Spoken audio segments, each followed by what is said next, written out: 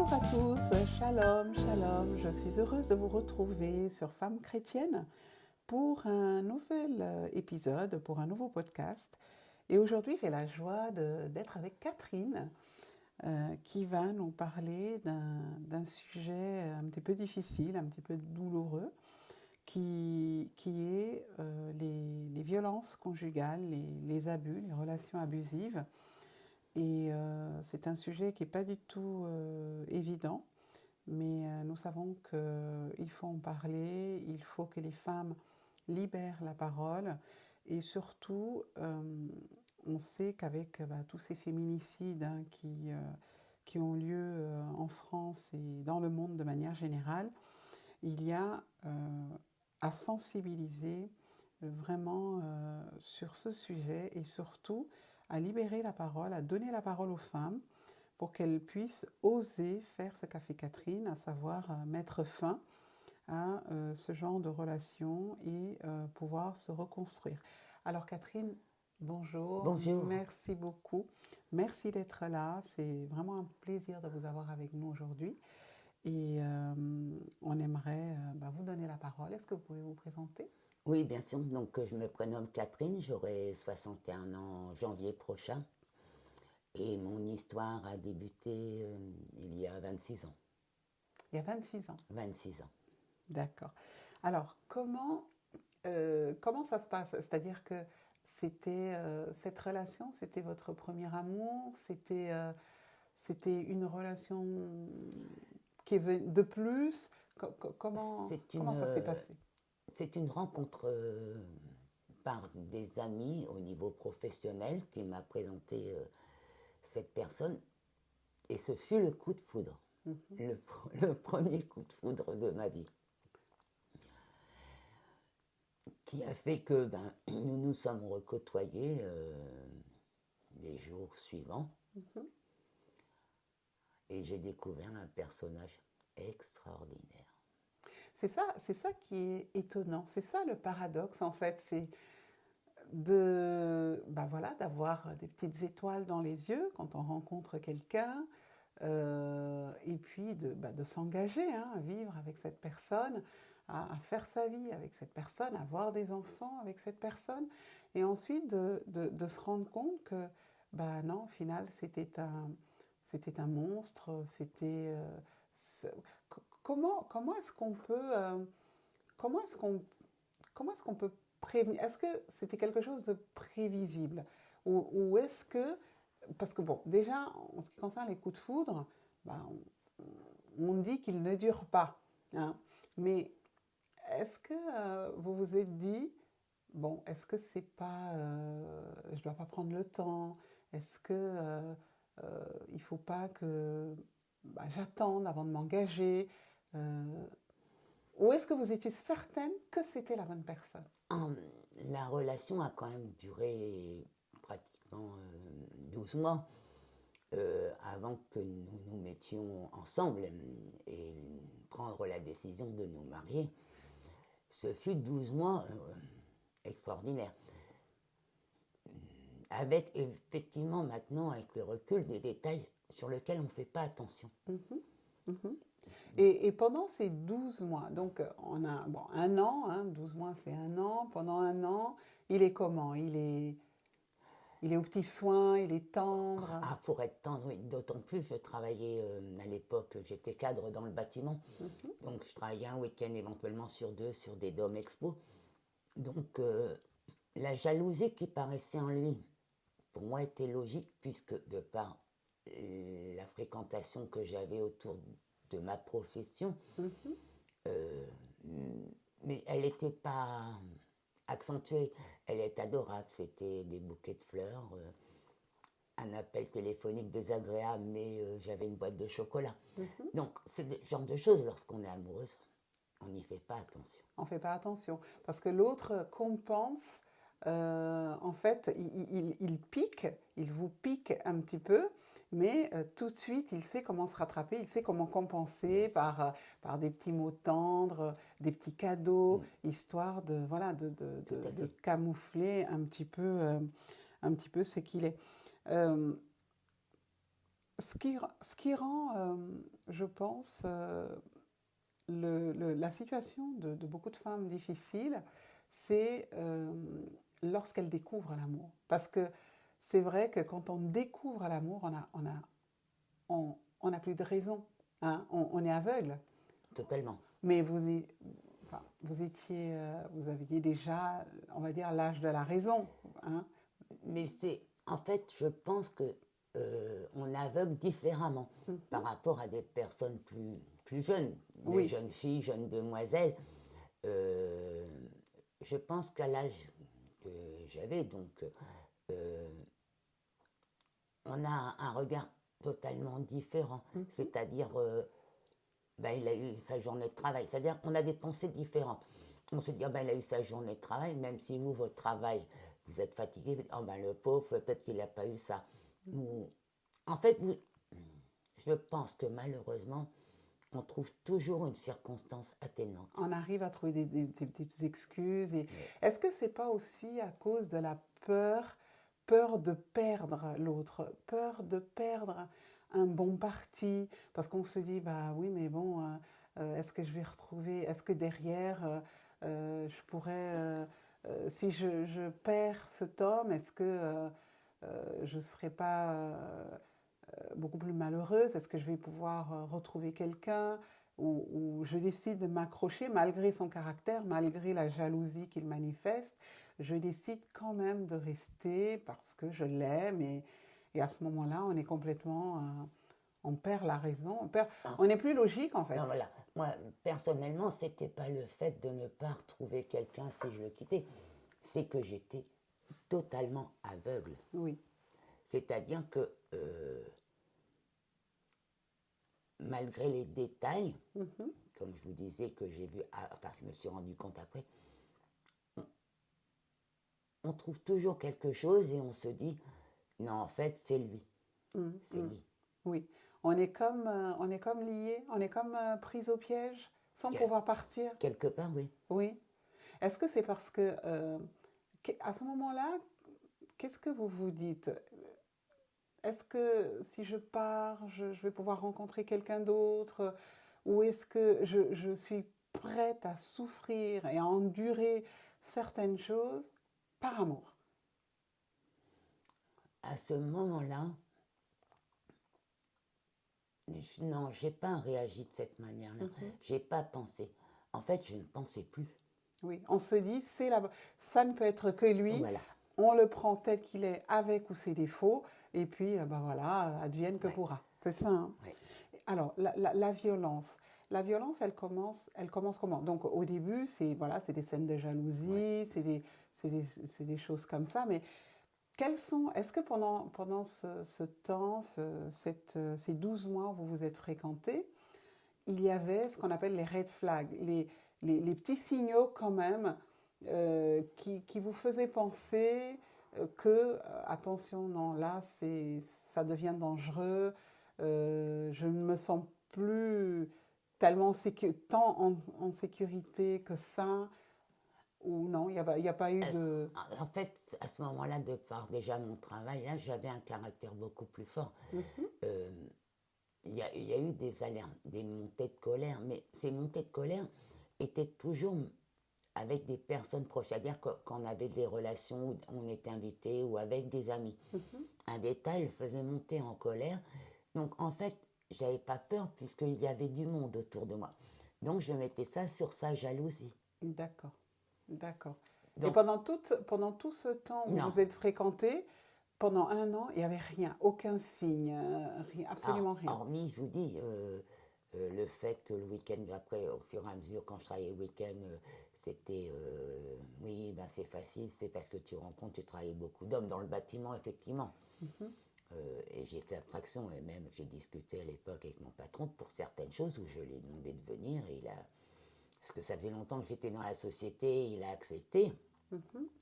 Mais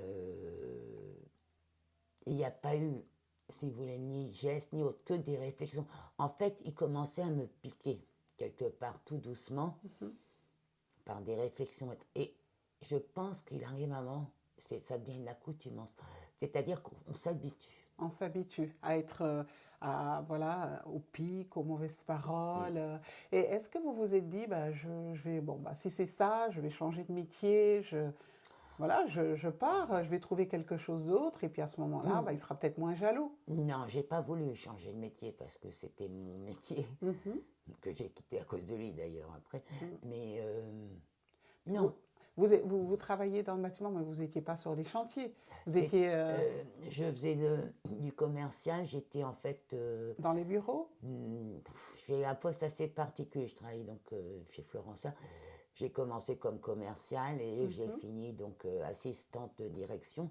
D'accord. Mais je vendais et je m'occupais permis de construire, ouverture, chantier et de la vente. Ce qui veut dire que D'accord. je faisais les salons et autres, donc je D'accord. bougeais pas mal. Mais vous étiez pas à proprement parler sur les chantiers. Les ouvertures, chantiers Pour les uniquement. ouvertures Voilà. uniquement. D'accord. Mais Parce comme que- on travaillait avec nos propres équipes que mon patron avait depuis X années, il y a des personnes qui m'ont connue. J'étais petite déjà, admettons si vous voulez. Mais D'accord. Donc voilà, en fait, le fait de travailler, parce que bon, bah, aujourd'hui, les femmes ont accès à tous les corps de métier, et le fait d'être sur un chantier bah, avec des hommes toute la journée, c'est vrai que ça peut aussi être source de jalousie. Ça en a fait partie puisque je me déplaçais auprès du Crédit Foncier et autres pour vendre enfin, à faire accepter des dossiers. Donc systématiquement pour lui, je ne rencontrais que des hommes, alors que Alors que oui. j'avais des interlocutrices plus souvent que Oui, des... que des hommes. Alors, comment est-ce que vous vous souvenez de la première fois Oui. où il vous a frappé? C'était Ouais. pourquoi? Dans quelles circonstances? 3 jours après notre mariage. 3 jours après votre mariage, il vous a frappé. Mais Waouh. Et en fait, c'était pour quel était le motif? j'ai eu le malheur de lui dire que ça suffisait. Je lui ai dit, écoute, ça suffit. Je dis, c'est pas parce qu'on est mariés que tu vas continuer à être de plus en plus chiant. Oui, Et désagréable. il m'a attrapé au cou. Et il m'a collé contre le mur. Il m'a dit, maintenant, tu vas te calmer. Tu es ma femme. D'accord. Donc 3 jours après le mariage. Pendant tout le temps où vous étiez fiancés, vous vous fréquentiez, il n'y avait rien. Voilà. D'accord. Et ça durait... Qu'est-ce qui vous est passé par la tête à ce moment-là, quand il a fait ça, quand il vous a attrapé par le cou et que C'était en septembre. J'allais accoucher au mois de novembre. vous étiez enceinte? Ouais. D'accord. J'ai dit, si ça le refait et que le bébé est là, je pars. D'accord. Ça a été la seule fois où il y en a eu d'autres? Il y en a eu d'autres. En fait, le vendredi, il rentrait tard. Bon, il travaillait dans une société à Carlepont. C'était des réunions, bon, ce que je comprenais très bien, déjà de par mon emploi. Mais l'alcool s'en est mêlé. D'accord. Donc il était aussi, Et il avait cette addiction à l'alcool. en fait, qui l'avait auparavant, mais que je ne faisais pas attention, puisque moi, la semaine, je ne le voyais pas systématiquement le soir de par mon travail. Mais après, les gens parlent beaucoup plus en disant, oui, Catherine, le soir, on le voyait à tel et tel endroit. Donc, Il buvait en cachette? oui, en fait, c'était une habitude qu'il avait avec ses potes et Oui. personne ne parlait. D'accord, et personne n'a pu vous mettre au courant. Il buvait modérément ou jusqu'à être en état d'ivresse? Vous l'avez déjà vu ivre? Oui, Oui, régulièrement. oui, d'accord. Et donc, Et là, c'était terrible. oui, quand il était sous, J'ai même dormi par terre. c'était pire.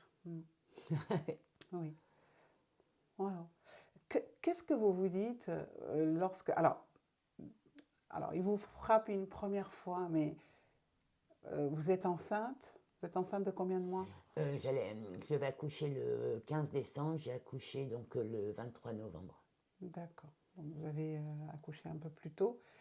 Et à ce moment-là, le rêve est brisé. Qu'est-ce que vous vous dites? Vous vous dites, c'est mon lot, c'est mon sort, Seigneur, je reste. Ou vous vous dites, non, le rêve est brisé, c'est pas ce que je pensais, c'est allé trop loin, je m'en vais. Non, j'ai dit, préserve ton fils, mais si ça va pas, tu pars. Mais malheureusement, j'ai subi ça 11 mois. D'accord. Vous êtes encore resté 11 mois. Est-ce que, comment il était, une fois que l'alcool était passé, comment il était avec vous une fois que euh, il demandait pardon, Non, il ne se souvenait pas, soi-disant.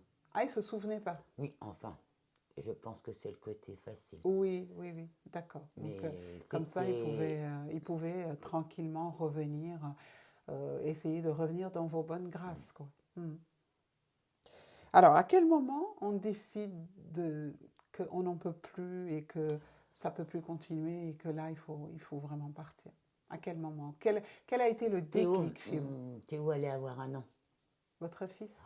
Théo allait avoir un an, je sais pas, un mois et demi auparavant. Un soir, il était fatigué, dirais-je, pour changer. Et Théo était dans son yoplala, et comme c'est, il l'a pris, il l'a mis sur ses genoux. Et je lui ai dit, ben, pourquoi tu le prends, il est tranquille. Et il a levé les bras vers moi, et Théo est tombé. Ah oui, d'accord. Je l'ai regardé, je lui ai dit, attends, il faut aller à l'hôpital. Et il est monté dans une colère en disant rien. Théo avait une bosse qui montait, je lui ai mis de la glace. Il avait combien de mois, votre fils, à ce Théo moment-là? allait avoir un an. D'accord. Il n'a pas voulu aller à l'hôpital, aller aux urgences. D'accord. C'est là où j'ai dormi cette nuit-là par terre avec mon fils à côté de lui au cas où. 4 jours plus tard, je me suis sauvée. D'accord. Et ce qu'il faut dire par rapport à toutes les femmes qui éventuellement subissent, j'ai eu aussi la chance d'être recueillie chez ma maman. Mais il faut qu'elle sache qu'il y a des foyers, il y a de l'aide. Si j'avais pas eu ma maman, même à l'époque, puisque ça date, je ne serais pas restée. J'aurais trouvé un moyen de partir. Oui, parce que j'allais vous dire, mais est-ce que vous aviez de la famille? Est-ce que vous aviez des frères et sœurs pour vous aider? Donc voilà, pourquoi être resté Parce que, en fait, aussi longtemps? En fait, vous pensiez qu'il allait changer? Oui. Oui. Je suis chrétienne. Oui. Franck était athée. Il était athée. Mais j'y croyais. Oui, on y croit. On se dit, bon, on prie, voilà, avec le temps, il va comprendre, avec l'amour, voilà, maintenant on a une famille, on a un enfant. Et en fait, non, les changements Parce qu'il y a eu des soirées où je pouvais discuter avec lui. Mais en fait, il disait toujours oui. Oui. Et j'y croyais. Oui. Et à aucun moment donné, enfin, vous lui avez proposé de l'aide, par exemple, pour moins boire, pour... Non, parce que je suis allée voir mon ex-belle-mère une fois. J'avais une blessure. Et elle m'a dit surtout, Catherine, ne faites pas de scandale. Vu le poste que j'ai à la maternité de Noyon, je ne peux même pas en entendre parler. Ah d'accord. Donc, elle était beaucoup plus inquiète pour son poste que pour, d'accord, que pour une vie humaine. Et elle a toujours dit, il a beau faire ce qu'il veut, c'est mon fils. D'accord. Donc, oui, vous n'aviez pas... Alors, ce genre de belle-mère, il ne faut surtout pas... faut l'éviter. Oui, il ne faut surtout pas... donc, en fait, on comprend aisément pourquoi on se retrouve avec des hommes qui n'ont plus rien d'humain, quoi, en fait. On se demande pourquoi... Alors, les femmes se plaignent de ce que les hommes sont comme ils sont, mais moi, je pense qu'à la base, il y a quand même quelque chose qui ne va pas dans l'éducation qu'elle donne. Alors après, c'est vrai qu'un enfant peut suivre un tout autre chemin, mais je pense qu'il y a beaucoup de choses à redire, beaucoup de choses à revoir sur l'éducation qui est donnée aux garçons, sur ce qu'on leur dit, sur le respect qu'ils doivent aux femmes, etc. Et je pense que ça commence déjà par la manière dont le petit garçon va traiter sa petite sœur, hein, la manière dont il va l'entourer, dont il va être avec elle. Est-ce qu'il sera tendre ou est-ce qu'il va la frapper, lui tirer les tresses, vous voyez, toutes ces choses-là, c'est... le papa de mon fils, mais en adoration devant sa sœur. Oui. Ah oui, c'est... Et c'est ça c'est quand même un paradoxe, hein. C'est quand même étonnant. C'est quand même étonnant. Ou alors on estime que bon, voilà, c'est ma femme. Il y a ce côté Il était possessif. Voilà, c'est ça. Voilà, ce côté possessif que de nombreux hommes ont, qui leur fait croire que, bah voilà, ma femme, ce pronom possessif ma, je dis ma femme comme je pourrais dire bah, ma chaise, ma voiture, mon meuble. Voilà, c'est ma femme, elle reste à la maison, Oui. elle s'abstient, elle s'occupe des enfants, elle fait le ménage, elle fait rien. Oui, Voilà, en fait, c'est une image, mais c'est totalement. Avec mon ex-mari, c'était ça. oui, oui, oui. D'accord. Et donc vous avez été recueilli par votre maman et vous êtes resté là. Est-ce qu'il est venu vous chercher? Il y a eu 7 mains courantes. 7 mains courantes. J'ai réussi à avoir mon divorce au bout de 9 ans. Au bout de 9 ans. Quand, et là, je vais sourire, il a rencontré une personne, Sophie, avec qui il a une fille maintenant. Et donc, c'est 2 fils, parce que quand il est parti, je ne savais pas, j'étais enceinte d'un 2e enfant. D'accord. Donc, Hugo, qui, en fait, j'ai failli accoucher chez ma maman. D'accord, vous étiez enceinte. Qui est arrivé avec 1 mois et demi. J'avais pris que 2,3 kg. Donc, ouais. Et donc, il a pris 2 fois. En fait, il ne prenait ses enfants que lorsqu'il y avait les fêtes avec ses parents. Donc, fêtes de fin d'année, les petits n'ont jamais. Et ils ont vu, en fait, les gestes qu'il a eu vers moi. Il a mis Sophie une fois la tête dans le four. Il a reconduit, sauf qu'elle, elle est restée. Elle est restée. Elle est toujours. Donc, c'est-à-dire que le même traitement que vous avez sauf eu. Sauf que là, apparemment, beaucoup plus, parce que Théo, donc, parce qu'ils ont vécu, ils ont grandi, donc ils ont vécu cette violence. Oui. Malgré qu'on soit pas. Ah, ça a été terrible, il a cassé. Les enfants allaient, ils étaient obligés d'aller chez leur père. Oui, que pendant les fêtes. Il les a jamais pris à son domicile, que chez ses parents. Mais il est venu à la maison, il a cassé le portail, il a détruit la. Ah, il a vécu. Ah oui, 7 mains courantes. 7 mains courantes. Et en fait, bon, bah, il a décidé de donner libre cours à la violence. Est-ce qu'il essayait de vous reconquérir avant d'être avec sa nouvelle conquête? Il essayait de vous faire revenir. Ah, ça a été terrible. C'était même terrible. C'était en fait, je faisais une course dans Noyon un week-end. En fait, il arrivait, donc il savait à l'endroit, c'était... Il connaissait vos habitudes et il vous suivait. Oui. Ah oui, donc...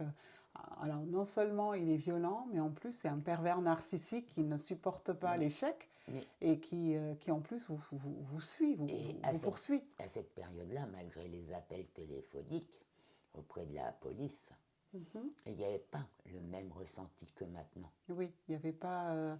C'était du style, bon, Madame Malherbe, écoutez, vous inquiétez pas, il a bu, il s'est calmé, on l'a calmé, ça se passera plus. Et il partait, c'était que des mains courantes. Oui, il prenait les choses un petit peu à la légère, quoi. Alors qu'aujourd'hui, on sait que c'est au bout de la première fois. Enfin, je veux dire, il ne faut même pas attendre une deuxième fois. Il faut partir, il faut sauver sa vie, il faut se protéger ses enfants.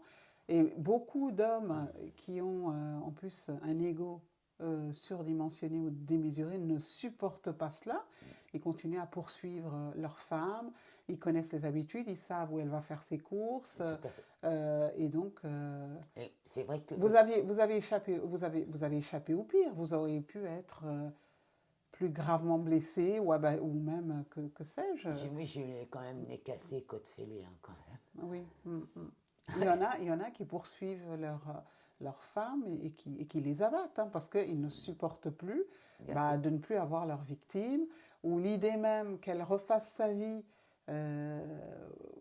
leur est insupportable. Donc c'est vraiment des pervers narcissiques. Alors Catherine, aujourd'hui, donc ça fait déjà quelques années. Donc Théo va avoir 25 ans, donc ça fait 26 ans. Ça fait 26 ans que je me suis sauvée. Oui. Ça fait 26 ans. Je n'ai jamais refait ma vie. Oui, on est marqué. On reste traumatisé, on reste marqué. J'ai une opinion de la gente masculine assez particulière. Oui, on peut comprendre. Mais je n'ai jamais eu confiance, plus jamais en personne. Oui. C'est bien souvent lorsque les femmes ont eu voilà, ce genre d'expérience, c'est vrai que c'est difficile de refaire confiance. C'est difficile parce que, Moi, je vais dire, Hugo, le dernier, il a pris Hugo, parce qu'en fait, il avait mis à mon nom de jeune fille, et c'est quand même son père qui a dit, attends, si tu es père, c'est à toi d'assumer que tu portes ton nom de famille, parce qu'en fait, ça a été mm, celui qui en... oui. Est-ce que vous êtes guéri? Est-ce que vous pouvez dire que vous êtes guéri? Vous n'êtes toujours pas guéri? Ouais. Ça prend du temps, la guérison. Oui, c'est... Ouais, c'est très long. Et puis après, ben, il y a eu Théo et Hugo, malgré si j'ai eu l'aide de ma maman et puis de mon fils, ma première relation.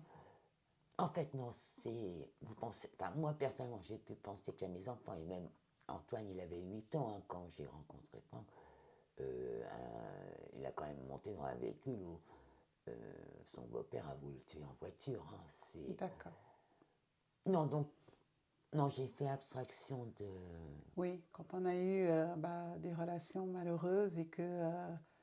oui. Et à l'époque, j'allais souvent avec une pharmacienne, j'allais souvent à l'église à Noyon.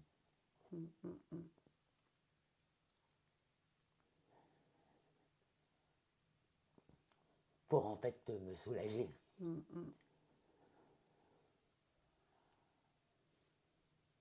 Et les rencontres que j'ai faites, en fait, m'ont suffi, si vous voulez. Oui. Je comprends, je comprends. On a tous hein, dans son entourage, on connaît hein, des femmes qui souffrent, des femmes qui sont malheureuses.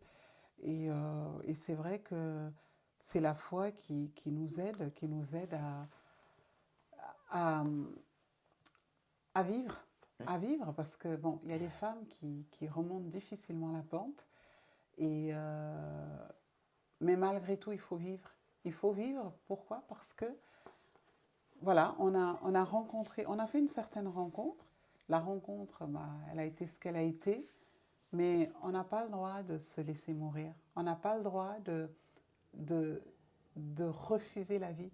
On n'a pas le droit de refuser d'être heureuse.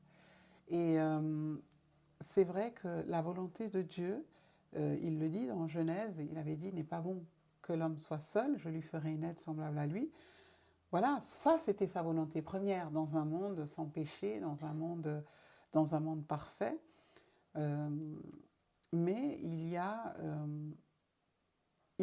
quand même, enfin, moi je sais que le Seigneur nous restaure. Je sais que Dieu nous guérit. Il apaise nos cœurs. Ça prend du temps parce que l'âme humaine, c'est quelque chose de complexe, l'âme de la femme. Et en plus, c'est vraiment quelque chose de délicat. Ça prend du temps, il faut lui faire confiance. Et je sais que la guérison, elle viendra, quel que soit le temps que ça prend. Et puis la guérison, c'est aussi un processus. Ça vous tombe pas dessus comme ça. C'est au fur et à mesure qu'on apprend à, à laisser Dieu faire, à le laisser agir, et qu'on apprend aussi à s'aimer.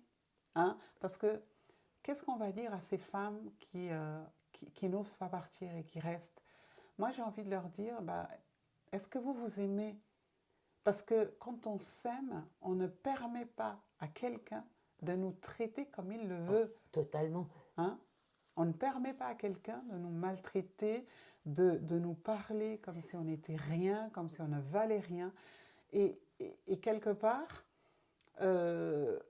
oui, enfin, je veux dire, il vaut mieux qu'il y ait une séparation. Totalement. Hein, plutôt que subir.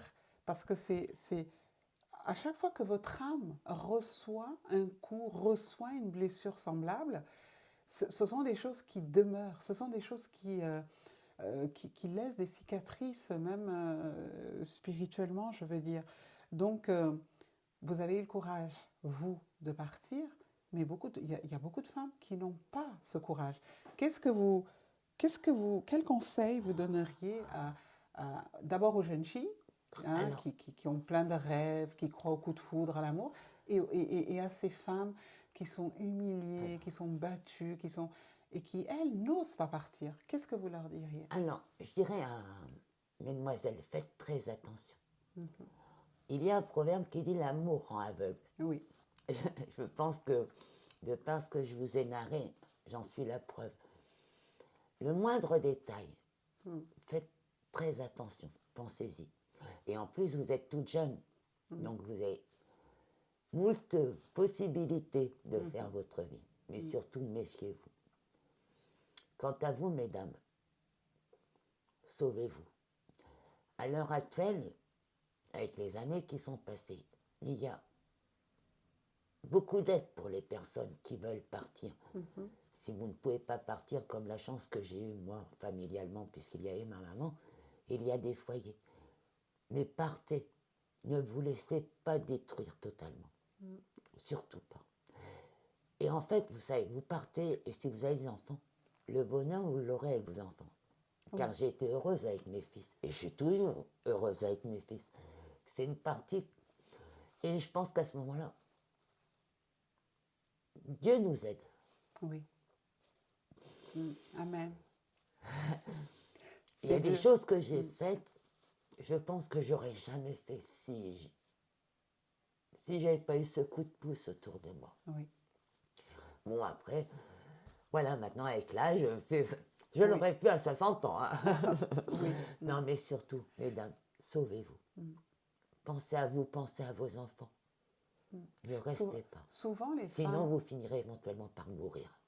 souvent, les femmes, elles ont peur de partir, justement, et c'est à cause des enfants. Beaucoup de femmes vous diront que non, je peux pas, avec comment je vais faire, comment je vais m'en sortir, comment, financièrement, Voilà. comment, voilà. Et, Mais et notamment les femmes qui ne travaillent pas aussi. oui, les femmes qui sont dépendantes, alors là, c'est du pain béni pour ces hommes violents.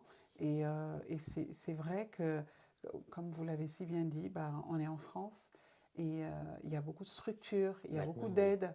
On sait que c'est un vrai problème de société, les féminicides. Tous les ans, je n'ai pas les chiffres, mais c'est affolant. On n'entend que ça. Les faits divers, c'est que ça, tous les jours. Et donc, c'est leur principale excuse. Mais moi, j'ai envie de surenchérir par rapport à ce qu'a dit Catherine, pour vraiment dire à ces femmes, vous savez, votre enfant qui voit son père vous traiter comme ça, c'est la haine que vous faites entrer en lui. C'est un enfant qui aura du mal à être équilibré et c'est un enfant qui va souffrir. En fait, il est en souffrance. L'enfant, déjà, il n'a rien demandé. Et vous pensez qu'en restant, vous le protégez. Non, vous ne le protégez pas. Au contraire, en restant, c'est la haine qui entre en lui. Vous ne lui apportez rien hormis un foyer malheureux, déséquilibré. Et dites-vous bien que cet enfant, il n'a aucune envie de voir sa mère être frappée, violentée, souffrir de la sorte. Et que, au contraire, quand vous partirez, eh bien, il se sentira soulagé parce que, il n'aura plus le bourreau, c'est ça, ce bourreau, parce que souvent il y a des violences sur les femmes, mais également sur les enfants. Et donc, c'est leur rendre service, c'est leur donner la vie. Il y a des foyers où les enfants ne rient pas, ne jouent pas quand le père est là, parce qu'on sait qu'on a affaire à un bourreau. Il y a des foyers, on sait que c'est un lion qui va rentrer du travail. C'est une atrocité. Oui, c'est infernal, c'est pas possible. Donc, mesdames, voilà, ce témoignage, c'est vraiment, moi, ça m'a beaucoup touchée. Catherine, elle est en larmes. Il y a encore, c'est vrai que la guérison, elle prend du temps, mais le premier pas, c'est de reconnaître que vous valez beaucoup mieux que ça. C'est de reconnaître que Dieu a un plan pour vous. Alors oui, vous avez pu vous tromper, vous avez cru au premier amour ou au second amour, que sais-je, mais vous avez le droit de vous tromper, personne ne vous jugera là-dessus, mais on ne reste pas dans un foyer violent, on ne reste pas. Et on fuit pour sauver sa vie et personne ne vous condamnera Aucun pasteur ne vous jugera. Je me souviens d'une sœur qui me disait qu'elle avait été voir le pasteur et qui lui disait oui, prie pour ton mari, oui, supporte, prie, le Seigneur va finir par le changer. Non, non, ma sœur, il ne changera pas. Et moi, j'ai dit à cette sœur, eh bien, j'aurais bien aimé voir ce pasteur lui-même aller vivre avec cet homme et recevoir les coups que tu reçois pour voir s'il aurait le même discours.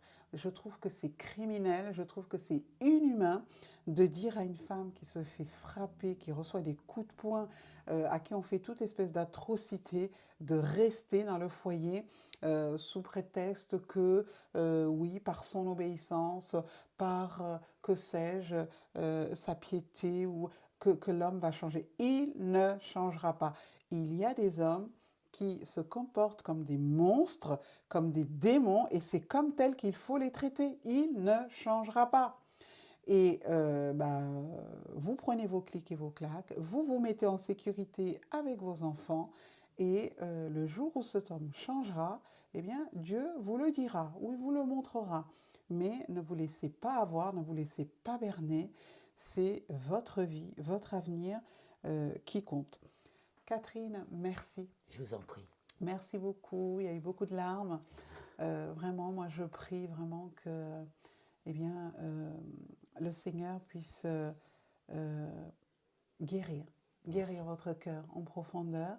J'aimerais prier parce que je sais qu'il y a beaucoup, beaucoup de femmes qui sont dans la même situation, beaucoup de femmes chrétiennes. C'est encore pire parce qu'elles n'osent pas en parler. Il y a ce joug religieux. On veut donner une image absolument lisse, lissée, une image sainte, une image d'un foyer heureux. On a peur du regard des autres, du jugement, etc. Et ça, c'est une catastrophe. Alors Seigneur, moi je te bénis pour ce témoignage de Catherine qui prend aux tripes, qui est vraiment, vraiment, il y a des choses qui sont difficiles à entendre ou même à imaginer. Mais ma prière, Père, c'est que tu puisses achever ce que tu as commencé comme guérison et restauration dans sa vie, que vraiment tu viennes enlever les maux, les coups, les blessures, les insultes, que tu effaces ces choses de son âme, de son esprit, de son corps.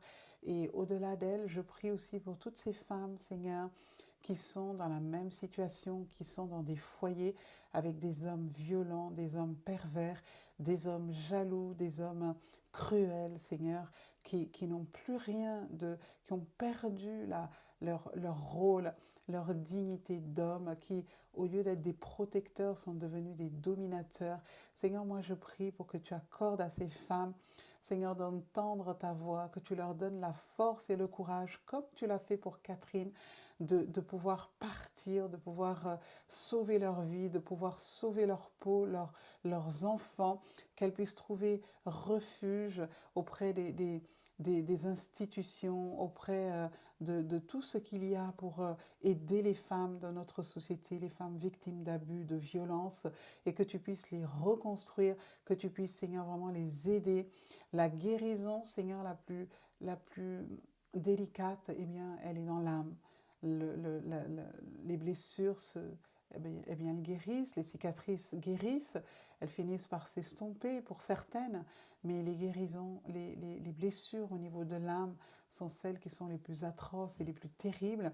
Et moi, ma prière, c'est que tu puisses vraiment aller en profondeur, toi le divin médecin, le divin chirurgien, et que tu opères cette guérison dans leur âme, dans leur être tout entier. Seigneur, merci, merci Jésus, parce que tu nous as aimés, tu aimes les femmes, tu es plein de compassion. Là où elles étaient jugées, condamnées, rabaissées, Seigneur, tu as toujours pris leur défense, tu as toujours pris, Seigneur, cause et parti pour elles. Même la femme adultère, la femme qui était pécheresse, tu ne l'as pas condamnée. Tu as dit, celui d'entre vous qui est sans péché, lui jette la première pierre. Tu es un Dieu d'amour et de compassion, et les femmes ont une place spéciale dans ton cœur. Alors merci Père, merci pour toutes celles qui nous écoutent, à qui vraiment tu vas réécrire, tu vas réécrire leur histoire, tu vas leur donner la force et le courage de prendre en main leur avenir, leur destinée et vraiment de sortir des griffes de leurs bourreaux. Seigneur, merci, nous bénissons ton nom.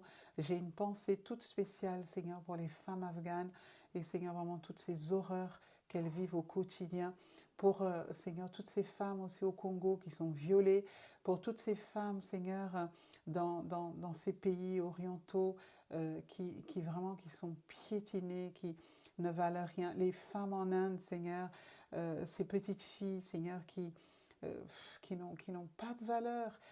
Tu sais vraiment tout ce qui se passe dans le monde entier et tu connais la condition des femmes.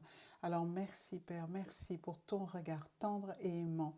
Nous bénissons ton nom, nous te louons, nous t'adorons, nous te glorifions parce que tu es notre Dieu, tu es notre Père et c'est toi le Dieu merveilleux, le Dieu qui nous guérit. Sois béni Père, dans le nom de Jésus nous t'avons prié. Amen. Merci Catherine, merci infiniment et je vous souhaite beaucoup de bonheur, beaucoup, beaucoup, beaucoup de bonheur. Que Dieu vous bénisse, qu'il vous restaure et moi je sais que le temps fera son œuvre.